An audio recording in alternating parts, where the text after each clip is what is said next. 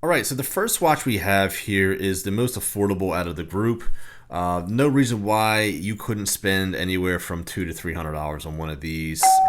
These are actually what I would call the entry-level Swiss-made watches you can buy. It actually features the Swissmatic, which is actually a kind of a newer, upgraded version of the System 51 that Swatch used to offer. This is a non-serviceable movement, which is not a big deal, guys. You know, a lot of people give this watch crap because it's not serviceable, but when you're paying $200 to $300 for a watch, honestly, I mean, I've never even dreamt of servicing a watch that was $200 in price. Simply, if you're actually handy, you could actually buy a new movement, or simply buy a new watch, because the movement on these things are going to cost you as much as a watch. Servicing this would cost you as much as a watch, guys. So I don't know why people really give this watch crap because it's not serviceable. You should be able to get 10 plus years out of this watch, no problem anyway. I don't see why you couldn't. This is definitely an everyday wearer.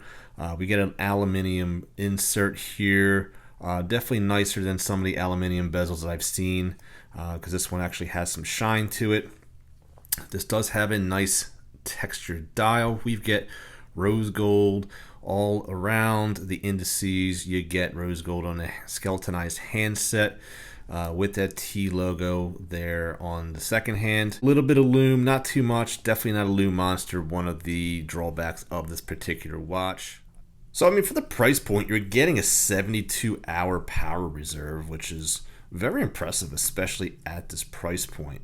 That's the first one on my list under $500.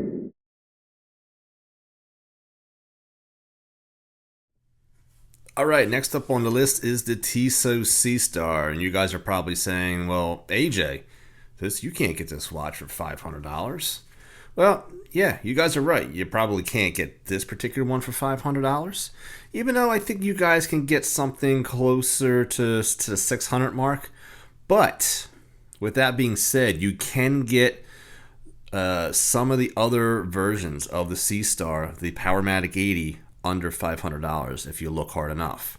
And if you guys wait long enough, this one will also get under the 500 mark. You just have to be patient. But I'm talking about the Tissot Seastar in general, and this one here, it does have the upgraded ceramic bezel. I did do a few reviews on the last version of this watch where the numbers were more reflective and they weren't etched into the ceramic. This one here is etched and it's definitely more readable. I'm going to put that video up here.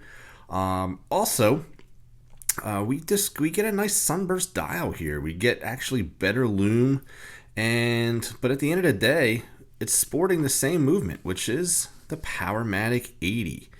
And when we put the Powermatic 80 on the time graph, you're going to see that it has very respectable numbers. Obviously not COSC certified, but the Powermatics run, at least this one, runs within the specs of COSC. But I would never go out on a limb and say this is as good, because these are hit or miss. And guys, you're getting 80 hours of power reserve, which is extremely impressive as well. The drawback to that, though, is you look at that second hand. Once again, it's beating at 21,600. Now, that actually, can be a drawback to some, because to some, this looks more like a Mecha Quartz. If you guys don't mind that, you actually will sacrifice that for a higher power reserve. This watch actually does have some really cool features. I mean, you get the cutout here, so you get brushing, polishing, and it does look like it's kind of like a sandwich case. I don't have this on the stock bracelet. Not that there's anything wrong with it, and I'm going to show it to you here. I don't like the polishing in the center. It's just, it dresses it up too much for me.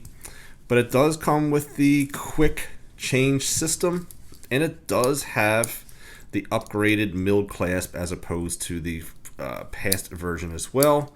It is a better bracelet. You do get the split pins But at the end of the day, yeah, you are getting a better bracelet, but this polishing just scratches up too much for my liking. It dresses the watch up too much. I like it more sporty, so I do have it on the Artem strap. Issue with the Artem strap is you can't get it in a 21 millimeter. So what I did was I took the spring bars out, the quick change out, put a 21 millimeter spring bar in there, and I squeezed it in there, and it actually worked. So this is actually a 22 that I squeezed in, and it actually works just fine. The other drawback, by the way, is the 21 millimeter lug width. The Lock actually suffers the same fate, so I will dive into that right now, actually. But just one other quirk before we go, though. When we do the date, and I'm going to show this to you, I'm just going to change the date over. But when we get into the 20s, I believe that's when it is. Yeah, you start to see like the next number there. You see that? You see that? It's peaking right on the right upper right corner. A little bit of an issue there. It doesn't bother me anymore, but you know, just be aware of that. This is a really cool watch and definitely one of my favorite divers in my collection. So, all right, next up. We have the Tissot Lock again, the Powermatic 80. One of the coolest case backs in my collection. It's very unique because we have the bridge that goes across. Very just elegant, right? And you've got that Tissot Powermatic 80 there. Again, this is actually the first time I experienced a Powermatic 80. And when I first got it, I didn't really know much about watches, but I was like, man, that secondhand really isn't as smooth as I thought it would be. And then I learned that, obviously, because of the Powermatic 80 and the fact that it's an 80-hour power reserve, that's what you get. So, pretty cool. I love that waffle dial. You get this just really just traditional handset. Nothing fancy about it. Kind of syringe-like, but just flat metal with that rose gold, and you get just a second hand with like a teardrop at the end there. Just very classic. It doesn't go over the top. I love the Roman numerals that are applied. The Lock right there in cursive. Everything is just done very nicely, not overdone. As I said, the rose gold plating is done really cool too. You've got the brushing, and just the plating is done very nice. You've got the polishing there. This is the original leather that it comes on. And I'm going to give you some winding action here. There's times where it feels like right here. It feels like it's grinding. I think that this actually needs a lubrication. A little bit disappointing because the watch isn't that old. It's keeping good time, but it's gaining a little bit more than I like for my watches, especially considering this is a Powermatic 80. So, the measurement on this guy here, we're looking at a actually wears larger. It looks like a 40 millimeter all day long, guys. Very fitting that his face showed up as we're talking about underdog watches, because this one here is surely an underdog. And I think one of the major reasons is because dress watches aren't as popular and as sexy as the divers. We always talk about divers, but when it comes to dress watches, though, you can't leave this one out of the conversation. You can find these for well under $500. Definitely take a close look at these. Well worth it, and one of my sentimental pieces actually in my collection as well.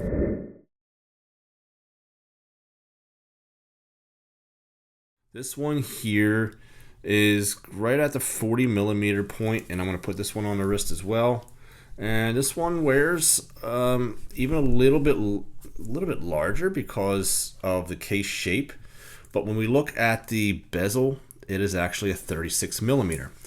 Now, when I said in my review, which is right here, the review that I just did, I just wish that the dial was a little bit lighter because it's such a really intricate dial. Now, this is a sunburst, so in the direct light, this does shine very nicely, but I just wish it was just a little bit of a lighter blue. But it's a very, very clean look on this watch, guys. When you look down at it, I mean, you could tell the time immediately, and it gives you these retro vibes. And this is just one of those watches that, again, you're probably saying, well, AJ, you can't get this one for under 500 either. Well, the Powermatic 80 you're going to get for, if you get a good deal, you can get these for just around $550.